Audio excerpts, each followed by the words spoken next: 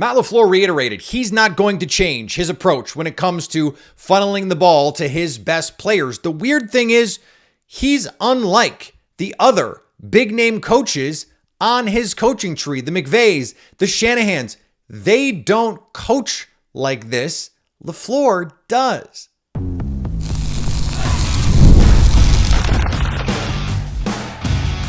You are Locked On Packers, your daily Green Bay Packers podcast. Part of the Locked On Podcast Network, your team every day. You are Locked On Packers, part of the Locked On Podcast Network, your team every day. I'm Peter Bukowski. I cover the Packers for The Leap, a newsletter I would love for you to subscribe to. Follow me on Twitter, Peter_Bukowski. Follow the podcast on Twitter, Locked On Packers. Like us on Facebook. Subscribe to the podcast, iTunes, Spotify, wherever you find podcasts, you will find Locked On Packers, the #1 Packers podcast on the internet, and the show for fans who know what happened, they want to know why and how. Today's episode brought to you by our friends at Game Time. Download the Game Time app today, create an account, and use code LOCKEDONNFL for $20 off your first purchase. Matt LaFleur reiterated this week that he is not going to change when it comes to how he features his best pass catchers. This egalitarian style where everybody eats, the ball finds energy, just throw to the open player. It is here to stay. Now, this has to come with caveats because we saw Matt LaFleur funnel the ball to Davante Adams. Now, I understand Aaron Rodgers was the one pulling the trigger on those. He's throwing the ball to Davante 140 times in a season. Not necessarily Matt LaFleur, but plenty of those are called. Yes, Rodgers probably, he probably injected 3-4 more a game than were specifically called for Davante, but that was an offense in 2019, 2020, 21, built around the unique skill of one particular player. But that's not what this offense looks like now, and Matt LaFleur seems to prefer it that way. What I find interesting is if you look around at the players, the coaches on this same coaching tree, you say, okay, well, this is just how the offense works. It's not. Sean McVay funnels targets to his best receivers. And it's not just his best receivers. And this is what I think is so important here. Kyle Shanahan, the 49ers. They have Brandon Ayuk, they have Deebo Samuel, they have Christian McCaffrey, they have George Kittle, all those guys. Guess what? The target distribution flattened. No one got 180 targets in that offense. Everybody ate. The difference is, right? Deebo in his prime, Ayuk in his prime, Kittle in his prime, McCaffrey in his prime. Those are different caliber players than anyone currently playing for the Green Bay Packers. Okay, I hear you. But then you look at last season. Juwan Jennings comes in. He gets 12, 14 targets in a game. They just keep doing what they're doing. They're going to get the ball to their best players. If they've got to play backups, they're not throwing the ball to those guys. Look at the Rams on Sunday. They lose Puka Nacua. Guess who they're not throwing to? Their backup receivers. They don't throw to those guys. So it's interesting that Matt LaFleur plays this way. I mentioned Zach Taylor before. Yeah, he's got Chase and Higgins, but there's other guys on that offense. They could get the ball to Mike Gesicki in the right matchups. They do and they don't. They are funneling their offense through those players. I do think you can make the case that it makes their offenses more fragile. Think of the malleability of Matt LaFleur's offense. Think of Malik Willis. Think of all the receivers hurt. You go to Dallas and you win a game because Aaron Jones has 16 touchdowns against the Cowboys. You win a game because Aaron Jones against the Chiefs is just singularly awesome. You split him out wide. You win the game on a third and medium because he beats a linebacker one-on-one and you throw the ball to him in those spots. Matt LaFleur has shown that the malleability of his offense is a feature, not a bug. If they had a player like Devontae Adams or like Puka Nacua or like Jamar Chase, I think that would change. This is not a judgment on this approach. I don't know that the offense would be better giving more opportunities to Juwan Jennings. In this case, let's say it's Matthew Golden. Let's say it's Romeo Doubs. Let's say it's Dontavian Wicks. Whoever it is, whoever you want to pick, Tucker Kraft. I don't know that the offense would be better. I don't know that Matt LaFleur would want to call the offense that way. And so if he's not comfortable calling it that way, Matt LaFleur is one of the best play callers in the NFL. I understand people have some misgivings about it, and he's not, setting the world on fire every single game. Sean McVay didn't last week either.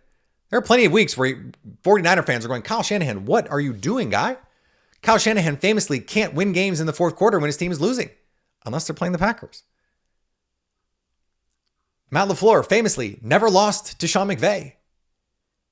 So again, this is not a criticism. This is to say this offense works differently than other people who are playing this same kind of offense. Now, if Matthew Golden becomes Devontae Adams, that's a different story. And Jason Hirschhorn wrote about this for The Leap, a newsletter I would love for you to subscribe to. They came back to some of their core concepts on Sunday. And Matt LaFleur tells us so much about who he thinks his best receivers are in the moment by who is running the money routes on core concepts. And last year, to open the year, Jaden Reed was unbelievable to open the year. He's running the money routes on core concepts. Like this is where the ball is supposed to go on this play. And what the Packers have done over the years, like 2023, that was Dontavian Wicks by the second half of the season. Not Christian Watson, not Romeo Doubs. Dontavian Wicks. They're going to feed the hot hand. And I think that's a fine approach. You would like to have someone on 3rd and 6 make those plays. I don't think what's holding this offense back right now is that Matthew Golden is not getting 4 or 5 or 6 or 8 targets a game. And by the way, people are like, oh, well, just give him 5 to 8 targets a game. Okay, 5 targets a game. If he had 5 targets a game for 17 games, that would have led the Packers last year. I think he's good enough to warrant that, but he's also a rookie. Romeo Doubs is a proven player. This is a team trying to win a Super Bowl right now. Dontavian Wicks is a proven player. When Christian Watson comes back, they love Christian Watson. Is Matthew Golden gonna just walk into 8 targets a game? I don't think so.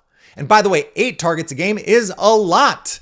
I know it doesn't seem like a lot. It's a lot. 8 targets a game is 130 targets over the course of a season, which would be like top 15 in the NFL. Is Matthew Golden a top 15 receiver in the NFL?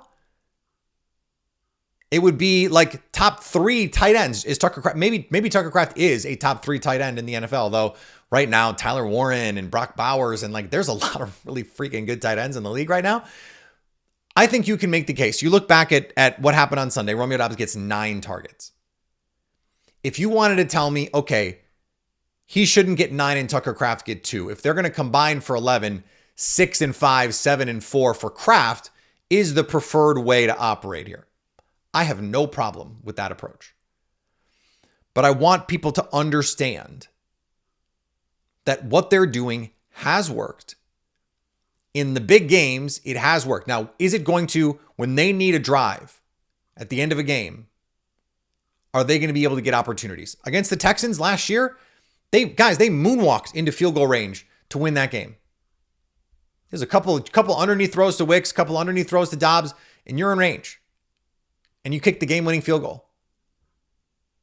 They don't rely on the individual prowess of their players.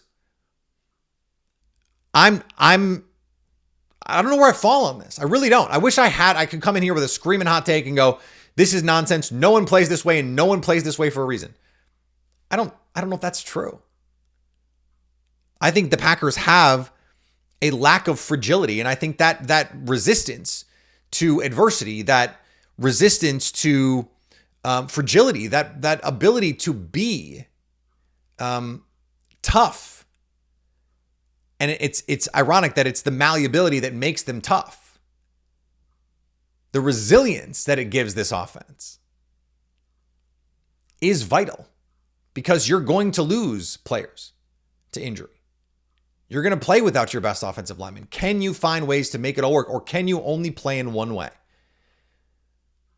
I think there's a Goldilocks zone to be found here, but I think also the Packers are still figuring out what Matthew Golden can and cannot do. They're still figuring out what Tucker Kraft can and cannot do. It's only mid-October. They're going to figure this out. All right, Lily Zhao, next on Locked On Packers.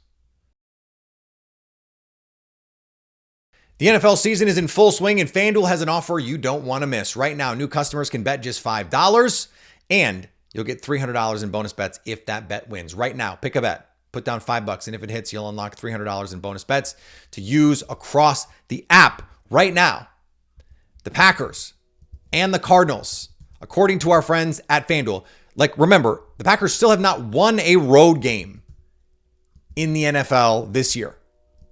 Not ideal. Not ideal. Well, the odds makers don't really care. FanDuel still has the Packers 6.5-point favorites, minus 300 on the money line. So what are you waiting for? Visit FanDuel.com to download the FanDuel app today and get started. I'm Cody Rourke from Locked On Broncos, and this episode is brought to you by Peloton. Peloton is shaping the future of fitness with the brand new Peloton Cross-Training Tread Plus, powered by Peloton IQ. This is Peloton's most advanced equipment yet, giving you real-time guidance and endless ways to move, whether you're running, lifting, or you're cross-training with your favorite instructors like Alex Toussaint. It's training reimagined to make your workout more personal. Peloton is built for breakthroughs with features that help you plan, stay motivated, and hit peak performance. You can let yourself run, lift, flex, and go while Peloton handles all the rest. Plus, Peloton IQ provides real-time strength coaching, tracking your progress and suggesting weights that challenge you so you can get stronger. Plus, the new movement tracking camera, it counts your reps and corrects your form in real time, making sure every rep is safer and smarter. So let yourself run, lift, flex, push, and go. Explore the new Peloton Cross-Training Tread Plus at onepeloton.com. Joining me now, her clothes are still drying off after being covered in Budweiser over the weekend. And the fans not ready to pour the Budweisers out or any other adult beverages for this Green Bay Packers team, at least not ready to celebrate that sort of way after what I have seen characterized a number of different ways as an underwhelming win over the Cincinnati Bengals on Sunday. Lily Zhao from Fox 6 joins me. Lily, how you doing? Peter, doing fantastic after that champagne beer celebration. I had Jackson Churio pour one down my back, so that was a highlight of my life. So it was a fantastic weekend with the Brewers, but I mean, it was a winning weekend for Wisconsin sports outside of the Badgers.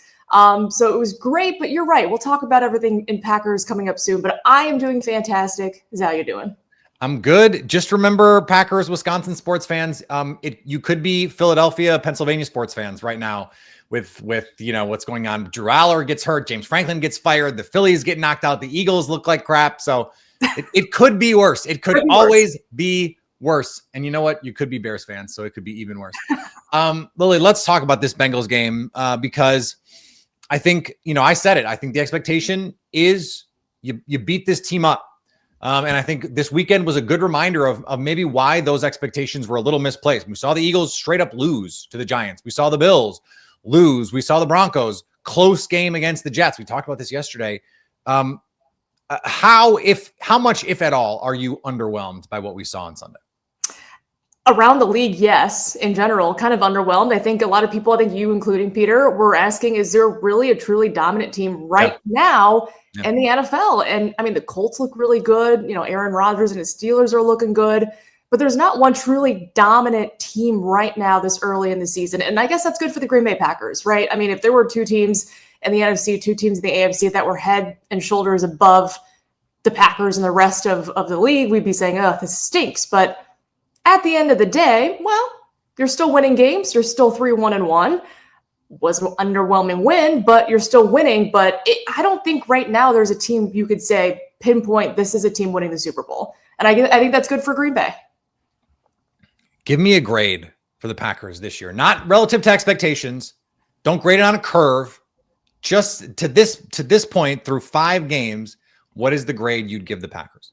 I think it's hard. I think it's very hard. I think it's hard. I think it's hard too. But I'm gonna be critical and say C+. Okay. C+. I think we again know how good this offense can be. Yeah. They haven't gotten there quite yet. They're still banged up. That plays a massive part in it. But there are also some self-inflicted wounds. Hopefully that gets figured out. The defense. We've seen how good they can be the first 2 weeks of the season. But again, teams have kind of had this blueprint of how to beat Jeff Hafley's guys. Get the ball out quick. Negates pressure. And of course, you have really good receivers. Special teams is special teams. So we'll put that in there. But I would say right now is C+ for Green Bay.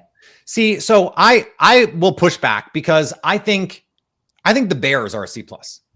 Like they look better than they did last year. They're solid. Like that's C+ is a little better than average. I think the Packers are a significantly better than average team. I think they are they're a good team. B- I can live with. I said, I was talking to Brandon Snide about this. I said a B. I think they're a B team in a league where there are no A teams right now, right? Like, is there a team you would give it? Like, probably the Colts would get an A just because of what the expectations were. But do we think they're like some unbeatable force? No, of course we don't think that. Not with Daniel Jones and that team. Like, so that, I want to remind everyone to relax a little bit. I also think it's important, Lily. Let's talk about this a little bit. I said yesterday on the show, I think the best we've seen a team play this year was the Packers in week 1 against the Lions. Would you agree? Have you seen a team that has looked better to you than the Packers did in that game? Because I haven't seen it. No. And the crazy part is they left points on the field. They could have beaten the Lions by a wider margin. But you're right. I mean, how they came out in week 1 against a team that is really, really good shows just how good this team can be. But I thought that was a complete team win for Green Bay. Stifling on defense. I mean, knocked the socks out of the Lions early in the game on offense. And, they played a brand of football that I think we expected to see from their carry on the rest of the year. But as we all know, that's hard to do. So I think you're right. I think they came out swinging in week 1. And I think that's kind of what set the bar for me. And they haven't really truly reached that bar yet. But I do think that was a very complete win in week 1 and probably the best all year. This is, I think, an important note. Like, remember 2020 when they looked like the best team and they had the home playoff game? It's easy to forget. They went to Tampa Bay and the Buccaneers beat the crap out of them in that game. Like, the Bucs at their best had a case to be the best team in the NFL, and they proved it in Lambeau Field. And in 2021, I thought the Packers were the best team in 2021. Like, they looked like the best team, and that's what made that playoff exit so dispiriting. I think this is the first time since 2021 that we've been in a year where we go, that was the best team. Now in 2023, Lily, they beat the Chiefs, they beat the Lions. They showed, hey, we can win these big games. They didn't do that last year. They've already done that this year. And I think in some ways that makes it tough, right? Like, this is the team that's going to be judged on how good they are in January. Well, it's mid-October. So they get the monkey off their back in week 1. What else is there to prove? I think that's what makes all of this a little tricky to me. It's tricky. Yeah, because it's okay. We've proven we can beat the really good teams in the NFL, but we kind of play down to everybody else. And so you can't do that. You can't do that. I think fans would just love a blowout win just to say, we can go out there and do it. We can go out there and not beat ourselves, not do silly things, and go out there and truly dominate a game for all 4 quarters. I think the defense playing well in the first half is great, but then you let a team hang in there, and they make it interesting late. And that's kind of been the blueprint the last couple of weeks. And I think that's something to build upon is, okay, coming up is a very manageable part of our schedule. We got to kind of play solid, 4 solid quarters of football moving forward, because at the end of the year, there's that massive stretch with a bunch of divisional games. And those are the ones right now that look like they're going to be the marquee games of the year for the Packers. Yeah. The other side of that, though, is if they go out and they do, let's say they blow out the Cardinals this weekend with Jacoby Brissett at quarterback, everyone's going to say, well, it's the Cardinals and they had Jacoby Brissett. So there is a little bit of this lose-lose. Like, even if you do the thing everyone is asking for you to do, there's still going to be a way to undercut all of it. This is a team that is ultimately going to be judged on the big games this season. So we're talking about the Lions rematch, the 2 Vikings games, coming up in 6 months, whenever that is. I don't know why they don't play any division games until Thanksgiving again. It's crazy. And then in the playoffs. And so they're going to have to find things I think to work on, sort of like an NBA player in the offseason, right? Like, all right, I'm going to add my post game this week. Like I think they're going to have like this week, great one. Find ways to reintegrate Christian Watson into this offense if he's going to play. Like, that would be enough for me. They don't have to win by 30 this week.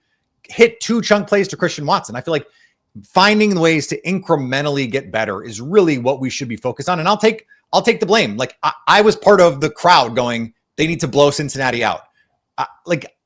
Physician, heal thyself is what I'm saying on this. Yeah, I would say number one goal, get a win. A win is a win is a win. I always say that. Get a win, number one. How you get it doesn't matter.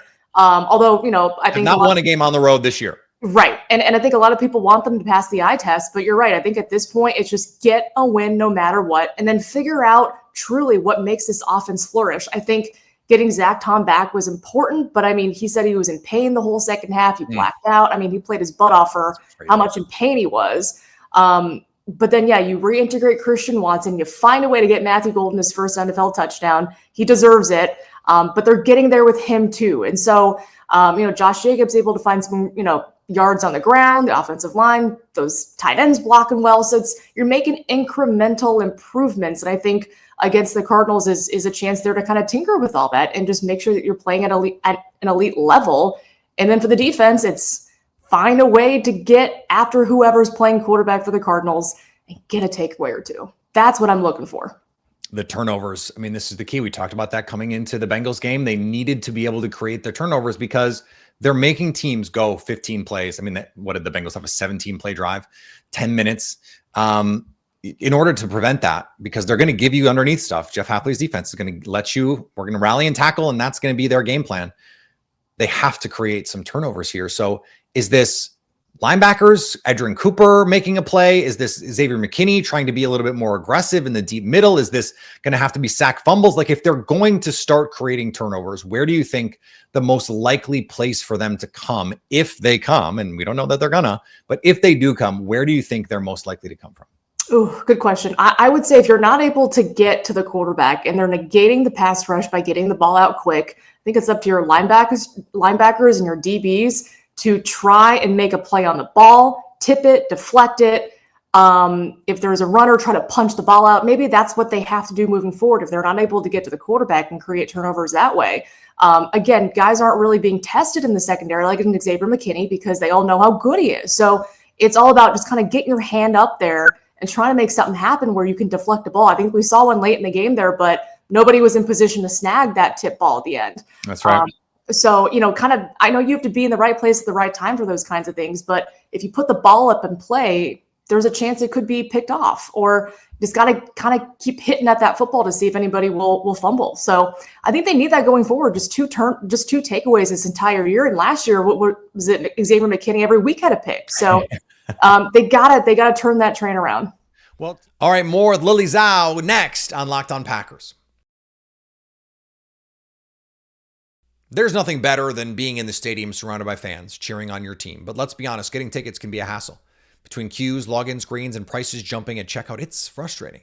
That's why when I want to go to a game or a concert or a show, I use Game Time, the app that gives the advantage back to fans. Game Time is fast, easy, and backed by the Game Time guarantee. You'll always get 100% authentic tickets delivered on time and at the best price. Plus, all fees are included, so the price you see is the price you pay. You want to go to the game for cheap right now in Arizona? Phoenix, beautiful time to go to Phoenix? You can. Right now, there are low price tickets right now. You want to go see the Packers and Cardinals in Arizona. Download the Game Time app right now. Create an account and use code LOCKEDONNFL for $20 off your first purchase. Terms apply. Again, that's promo code LOCKEDONNFL for $20 off. Swipe, tap, ticket. Download Game Time today.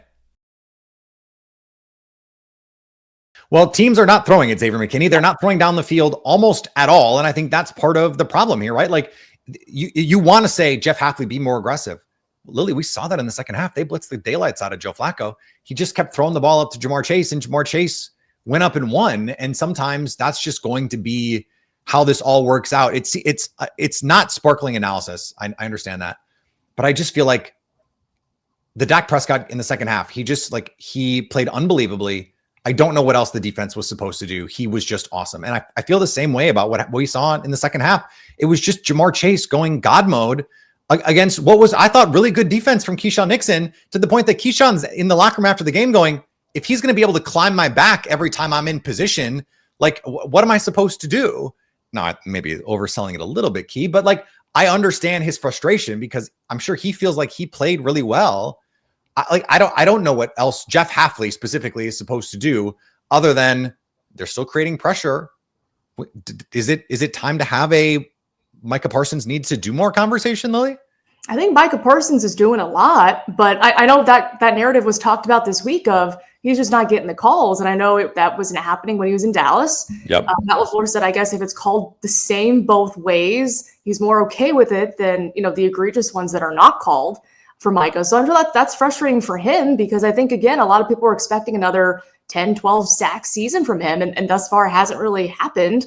But, when you're getting double teamed every play and some aren't getting called, that's just the way it goes. But I think he's still doing plenty for this defense. I do too. And what he does freeing up other guys, they need to take advantage of those. We saw Lucas Van Ness get a one-on-one opportunity and just work the left tackle for a sack. I mean, those are the ones you have to take advantage of. Lucas Van Ness going to be out for a little while. We don't quite have a timeline on that.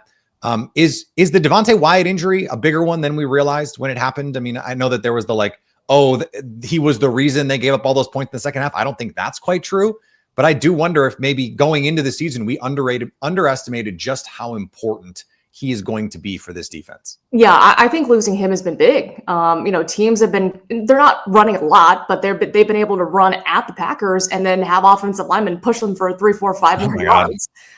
So that's frustrating. I think losing a big body in the middle like that is demoralizing. Yeah, and he was such an impact player and really taking advantage of his reps with Micah Parsons getting double teamed. You have Rashawn Gary out there. So I think they were at their best, though, when Devontae Wyatt and, of course, Lucas Van Ness are out there. So I think losing him in terms of just being another big body for the run game has been big, and just another body to rush the pass or the quarterback. They've missed that. And I think it's kind of now all up to Rashawn Gary if he gets those free opportunities to get after whoever is playing on Sunday. So you want that, especially with Lucas Van Ness out for a little bit. Do you think they made a mistake playing Zach Tom on Sunday? Just in terms of like the injury, like to say I blacked out from the pain, Lily, like if I had a torn oblique, I'd be doing this from bed right now with you. Yeah. I mean, credit to Zach Tom for even playing that hard. But again, that's tricky to say because if, the Packers aren't going to throw him out there if he's not ready to go, and obviously the injury got worse during the game. So you could talk about maybe they should have pulled him and all that stuff. But I don't think they're trotting him out there in the first half if, he's not medically ready to play. That being said, I know we kind of struggled early in the half, and I'm sure it was the injury. And, he's not 100%. It's hard to kind of block a guy coming at you full force. So yeah, it's tricky to say they shouldn't have played him, but if you don't play him at right tackle, you're reshuffling the line once again. And if the Bengals are getting 3-man pressure on Jordan Love, I mean, well, part of that was because Zach Tom got beat, Lily. Like, yes, I know. So that's the hard part, right? Like this is always the issue. And I asked former Packers OC Jeff Jagosinski about this on the Squad Show, and he said I would always rather have the healthy player. The problem is their primary backup is also their starting right guard. Yeah. Like they want Jordan Morgan seemingly to play right guard now, and so I think they would have just done that if they could have. But then Anthony Belton is hurt too, and so I'm sure that there was pressure on them to just be like, well, they got to just go. And I'm sure Zach Thomas saying, "I can go." It's just it's a reminder, and I said this yesterday. It's a good reminder, just physically what these guys put their bodies through to play this game that we get to talk about and complain about and live and die with. They are like literally living and dying with it because the amount of pain he must have played through, it is difficult to fathom. And so I was like, for his sake, don't you just like, they protected Brandon McManus for crying out loud. They couldn't protect Zach Tom from himself and saying, dude, let's just take one more week. There are no easy answers here for that. Let's try and talk about some positives here because we've been negative enough. Jordan Love. I felt like outside of the one, what are you doing, Jordan play, that very Brett Favre in that like first drive, you got to do one thing stupid and then just lock in the rest of the way. I thought he was once again spectacular in this game, making plays with his legs. What has stood out to you lately about the way Jordan Love is playing? I outside of the silly mistake, the ill-advised throw, which I know he was trying to do a little bit too much on that play, which he will learn from. He just settled down. Yeah, maybe. But that's what you love, right? He's a risk and reward quarterback. But when the reward is this great, that's what people love. But to your credit, I mean, he locked in after that. It was every third down that they had to have, whether it was with his legs or with his arm. Yep. Again, that dot to Matthew Golden on a 3rd and 9 that they really needed late in the game. He was just focused. And I mean, he's playing at an elite level. And again, the kind of quarterback he is, you're going to have those interceptions because he's going to want to go for it. But at the same time, you know, he can overthrow a player and then 2 plays later make 2 fantastic throws and set the Packers up for a score. So that's the Jordan Love we're getting, but I think he's playing at such an elite level right now. And the important thing is that he's healthy. I think he looks so much better this year using his legs than last year when he was injured. The miss to Musgrave in the middle of the field on the inbreaker, and then he comes back and he makes that throw along the left sideline to Matthew Golden on the go ball on 3rd and 10. And it's just sort of like, yeah, that's what Jordan Love can do, because you're gonna get, you know, an errant pass here, an errant pass there, but then he's gonna make throws where you just go, holy smokes. And that's what he's doing right now. I think Matthew Golden is giving us those vibes too right now. I mean, the run after catch, and then the 2 long ones only had 5 targets, but they're getting him in the jet sweep game, over 100 total yards. Is this sort of like the new normal, you think, for him? Is this a one-off? Like, what do you think is the trajectory here? I think it's going to hopefully be the new normal. But then when you have Christian Watson back, it's like, okay, now what do we want to do? Because we know Christian Watson can really, you know, spread the field. He can go deep. He's that deep threat, as we all know. So, you know, if you have that out there, does that free up Matthew Golden? And so I think that's going to be a really fun problem for Matt LaFleur to have when Christian Watson hopefully is back very soon. So I think that is the new norm, though. I don't think you can not give Matthew Golden the football. Jordan Love talked about, we got to get Golden some more touches here. No. The Packers will never force feed a player, but you like the fact that he's getting more and more comfortable with the offense, and they're looking for him more often in these really key situations. Yeah, it's interesting. We talked about this in the open. If you look around the coaching tree, like Kyle Shanahan, when his main guys are out, like Kendrick Bourne is going to have 140 yards. Juwan Jennings will have 150 yards, even if Ayuk and Debo are out. The Packers they're just not built like that. And it's so funny that like McVay, Puka and Devontae are going to get all the targets. Zach Taylor, you know, Chase and Higgins are going to get all. And I know they have players of different calibers, but the Kyle Shanahan point is instructive to me. Like Juwan Jennings, he's not better than Romeo Doubs or Dontavian Wicks. I don't think they're probably similar caliber players to me. He'll get all the targets. The Packers just don't do that. And I don't know why. And it's not a good or bad thing. It's a different thing. Matt LaFleur is so different from everyone else in that regard. Okay. I ask you this every week, a difference maker this week against the Arizona Cardinals. If they can go in, they can get that impressive win. It will be because of whom? Good question. I will say, I think I was on defense last week. That's a really good question. I'm going to stick with defense. I'm going to say Rashawn Gary. Okay. Because I again believe this team can get after the quarterback. And so I'm banking on Rashawn Gary kind of going crazy with some sacks, getting a strip fumble here. Just got to get some turnovers just to rattle this Arizona offense. You know, this is a team they should beat. The Cardinals have lost 4 in a row. Get after them, just make them uncomfortable, and then let Jordan Love in this offense cook. So I'm going to say the defense up front, bring that pressure. Rashawn Gary, get me a couple sacks. I love it. All right, Lily, we'll be back next week. Maybe we'll be talking about an underwhelming win. That would be better than a very underwhelming loss. That's for sure. We'll talk to you then. Thanks. Thank you. All right, thanks to Lily for joining the show. Great to talk with her. We got a crossover Thursday coming at you tomorrow. Alex Clancy from Locked On Cardinals joins me for that one. Gonna have a great time with him. Follow me on the social medias as we move forward here. Squad Show is coming at you tonight, 7 o'clock Central Time. We are live on YouTube. Come hang me, Brandon Sneid, Jeff Jagosinski, former Packers OC, and a rotating cast of characters are going to join us on there. Follow the podcast wherever you get podcasts. Subscribe. Again, over on YouTube, you'll get the little notification that we're going live. Go hang out with us. And then, of course, we'll be live after the game on Sunday, so you can stay locked on Packers.